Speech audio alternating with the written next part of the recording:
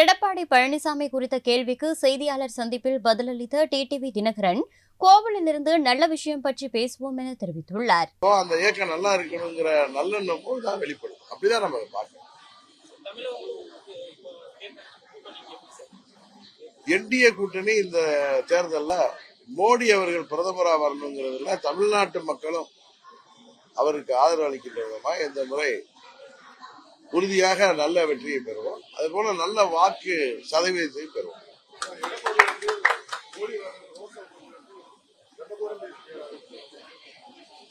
அதாவது கோயில்ல உட்கார்ந்து நல்ல விஷயங்களை பத்தி பேசுறோம்,